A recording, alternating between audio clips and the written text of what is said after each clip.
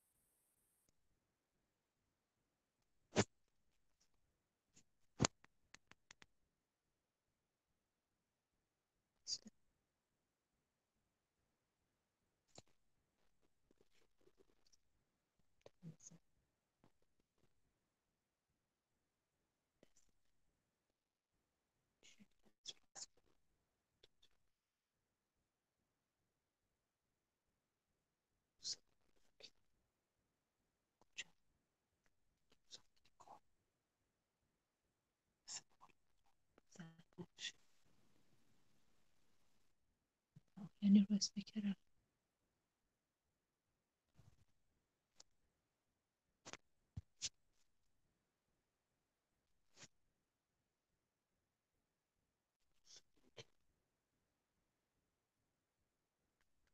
What's the internet? So let's get started with the session. So So basically, I would request all of you to kindly mute yourselves, and whenever you have any questions, you can definitely interrupt me in between, and then we can take the questions. So let me start. So let me know if you guys can see the presentation. Actually, I'm not sure about presenters. So let's see. Okay. Okay. Oh, I'm uh, not able to see. so what is reinforcement learning? Like it has been almost 2 weeks since you guys have started with your nano degree. So I believe that now you guys must have an idea of the basic concept behind reinforcement learning. So it's a branch of machine learning, which will help you solve problems associated with the where an agent associate itself with the environment, and it has different the environment will have different states from which an agent can jump on from one state to another, and then it expects a reward in return of whatever actions it is performing. So, if in very simple terms, we have to define with an example that what is reinforcement learning. So, this example, like it's very close to me, as I can relate to it pretty well since I have a dog in my house. So, and any of you who have a dog, you can definitely relate to this example that whenever you teach a dog something, so like for example you teach a very simplistic command like sit. So the dog, when it's a puppy, so it will not obey you in the very first time, so until unless you give him a treat. So for the getting that treat, he'll or once again when you ask your puppy to sit and provide him that command, so the puppy will think you as an environment from which it is interacting, and the puppy will respond in a manner to get that treat. And whenever he's not responding the way you want him to respond, so then basically you'll not give him a treat. So that's how he will learn from the interaction that what rightful action that he needs to take. So, so basically, he's understanding the dynamics of the environment. That whenever he's obeying you, then only he's getting a treat. So basically, you can classify the agent here as a puppy, which interacts with the environment, and it learns from the interaction with its environment that he'll only receive a reward in the form of a treat if he obeys the command. And definitely, if the puppy will not do as asked for, so he won't be getting any treat. So in all reinforcement learning problems, your agent basically learns from trial and error. Not all, but most of them. And also, it's very interesting to know that you can make use of different policy based methods or different algorithms to solve those problems. So I would also present before you the very different kind of examples which you can see from real life or uh, you know around you, which uses reinforcement learning and to solve those problems. So basically, there are a variety of problems that the RL agents can, solve, and they do so without any human intervention or any expert supervision. So some of the examples are the AlphaGo game. So many of you, it's a very famous game. It's originated in China some 3,000 years back. Many of you might also have played it or might know it. So those of you who don't know, let me give a brief about like how this game is played and what it is about. So basically, the idea of this game is to capture more territory and to capture the territory of your opponent. That's how you win. So basically, it's a 19 by 19 grid, and then the players have stones, which you can see in the image. So one player would be having white stones, the other one would be black stones, just to distinguish between their stones. And then, so how you have to play the game is basically you have to place your stone at the intersection of the grid lines, and how you win the game is the more territory that you capture, and if you surround your stones around the opponent's stone, it's the more score that you get. So recently, 4 to 5 years back, Google's DeepMind has already, solved this game using deep reinforcement learning, and they managed to basically the robotic agent playing AlphaGo with you. He managed to beat the most famous player in 2014. So this is like one of the applications of reinforcement learning, where you can apply it to creating games or playing games. So another example that you might have seen in your real life scenarios is elevator scheduling.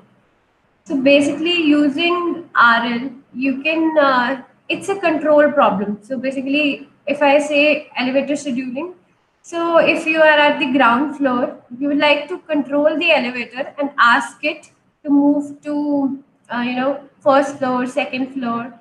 So this is kind of a control problem which can be solved using reinforcement learning. Move on to the let me reiterate on the fact that what are the components when we solve an RL problem, and how we go about it. So we have an agent, so we have an environment, and then what happens is the agent makes observation, that how the environment is, what state that agent is sitting in. So if we take the example of a puppy, so the puppy observes the environment, it observes your reaction to how whatever he does. So, and if in mathematically we would how we define an observation or a state by S naught. So then after observing the environment, the agent performs an action A naught, and then he receives a reward R1. So ultimately, the goal of agent is to maximize the cumulative reward that it gets, and that this all lies the basis of all your RL problems. This is the whenever you try to solve an RL problem, this is the first phase wherein you determine that what actions do we have in place, what states can the agent move in, and what are the rewards that the agent is likely to receive.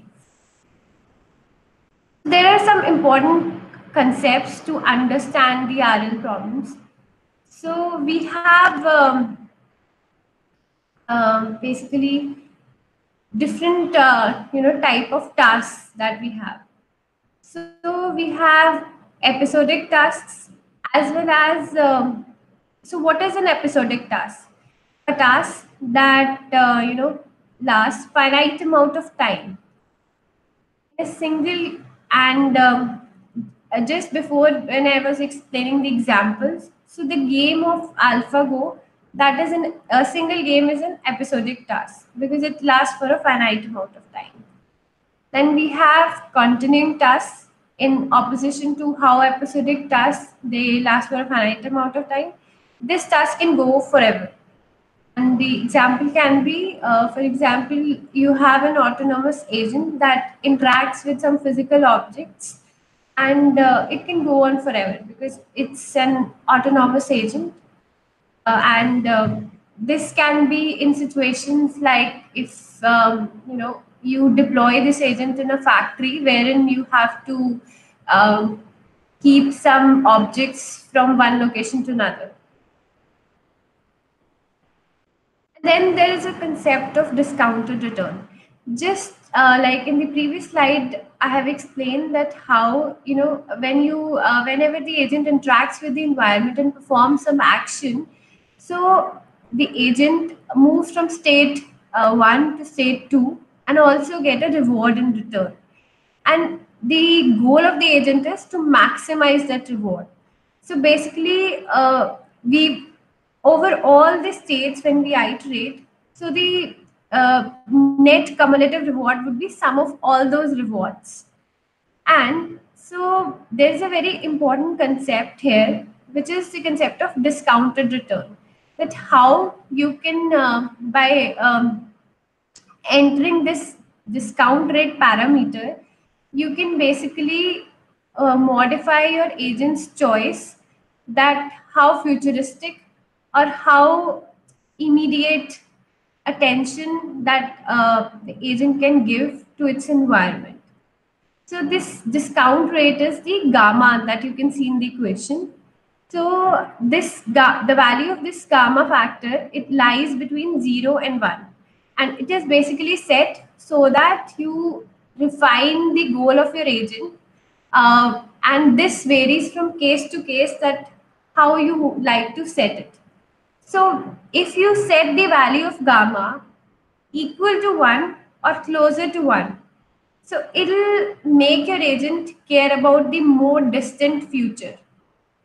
For example, if you simply replace gamma by 1, so if you calculate the discounted return, so in that case, your all the cumulative return rewards would be, you know, considered for the calculation.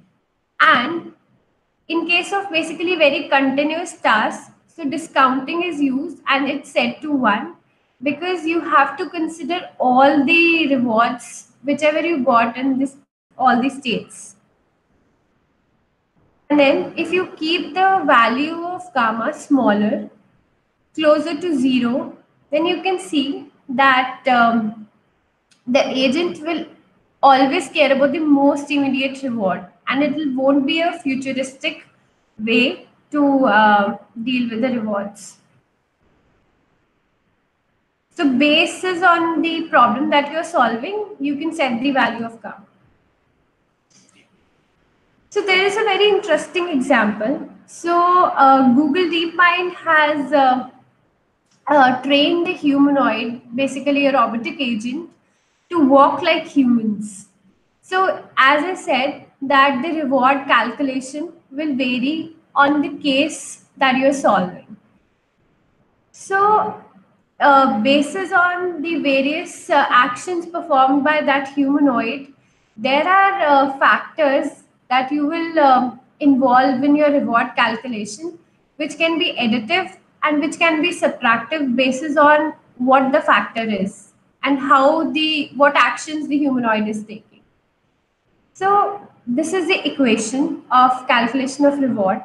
So let me take you step by step to all the variables and values, that what is used for what.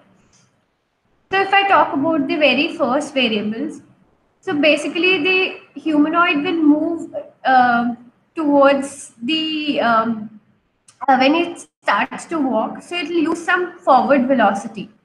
So how we are calculating that forward velocity is, if we consider the velocity in the direction x as vx, so we are taking the minimum of the maximum velocity and whatever velocity that with which the robot is humanoid is walking, and it's an additive. So definitely the humanoid will require some velocity to move in forward direction.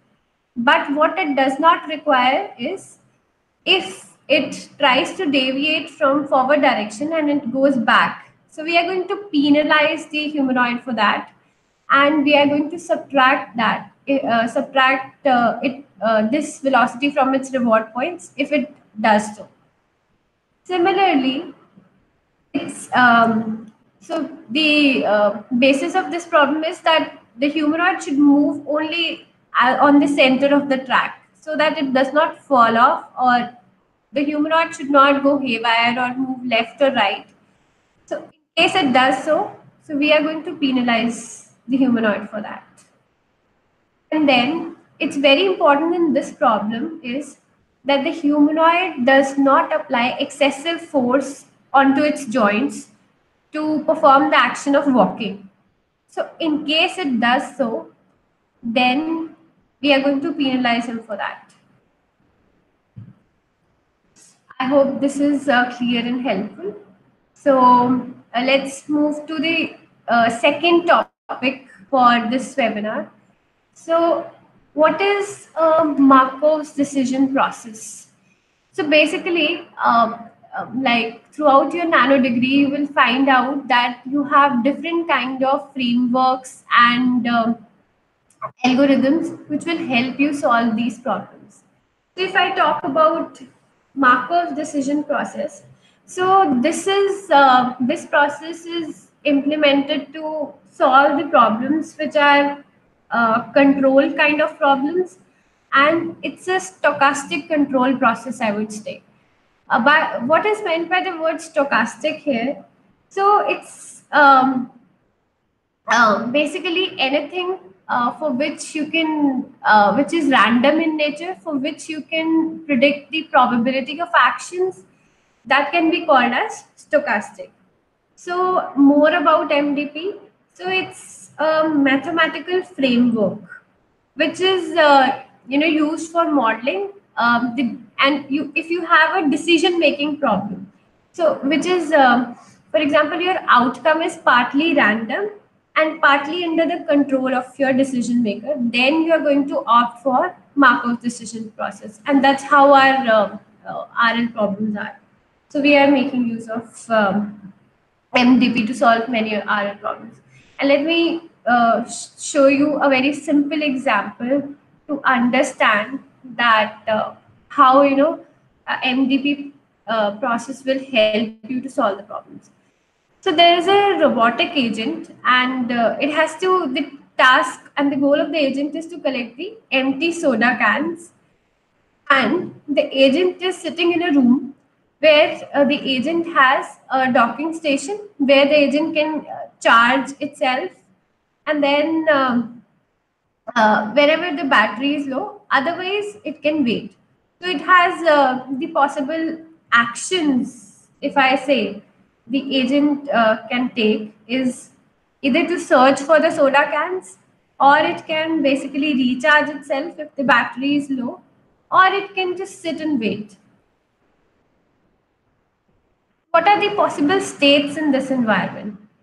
So the agent will either have the high state, which means that the battery is high, and otherwise, if the battery is low, it will be a low state, and it just corresponds that the there is very low charge, so it can go and recharge itself. So, any questions on this? So if you see the diagram also, so it just shows that how we have different states and how we can, while taking different actions, the agent can move from one state to another.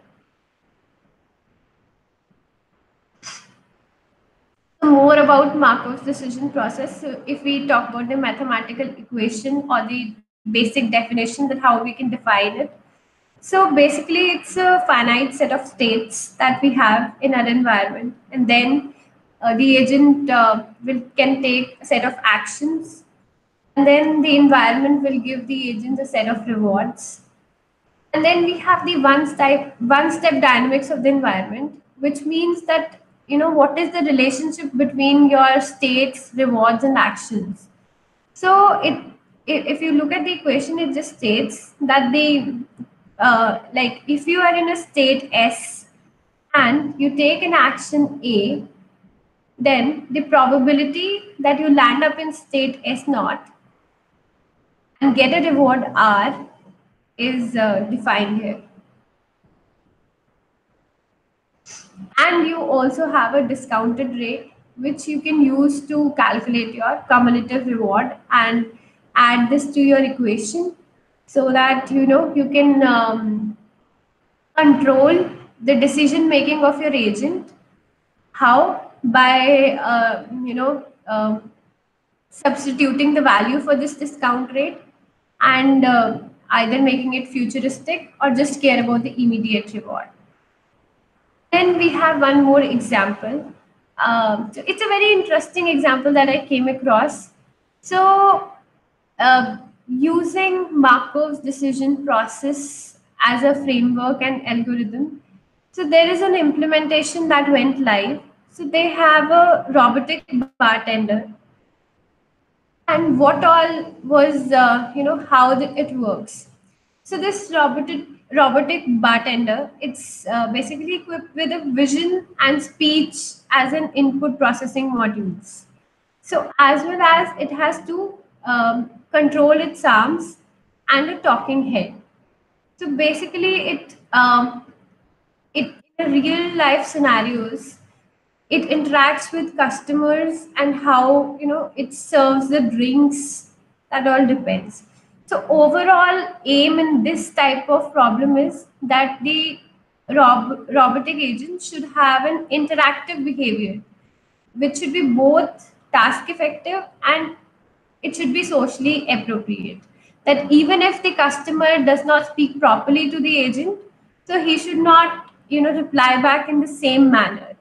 And it's very difficult sometimes if you don't have right data to input in case of this problem, so that the agent learns a live from a live interaction. So, yeah. And also it should not only it should deal politely with the customers but also giving preference. Whosoever comes first, he should serve that person first. So basically, while solving this problem, so there was a module that came into picture, which is a social state recognizer. So the this module is basically used for training this agent, and it uses of Markov's decision process. So what is this continuous stream of messages about? So basically, it provides like each time whenever the agent interacts with the environment, so each time it interacts, so it goes to this stream of messages to take the corresponding action which it can take. So basically it can either provide the customer a drink, or it can refuse, or basis on whatever is happening and however the agent is trained. So also like besides just the decision making, that how you have to provide the drinks based on the customer's order, whether it's one drink, two drink, it also seeks attention. So the basically if the customer is you know uh, requires attention, so it also provides an estimate of that basis on the data that it is trained on. And this robotic bartender is basically trained on a real time uh, yeah, it's real time bar situations. So that marks the end of this webinar. So in case you have any questions.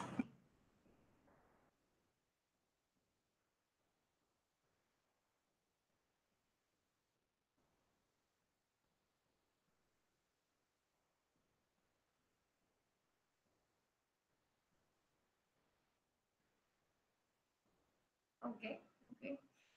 Seems like we do not have any follow-up questions, but in case you have questions later on, or anywhere you find yourself stuck in your nano degree, and you can definitely DM me as a direct message on Slack, or also you can reach out to me in group.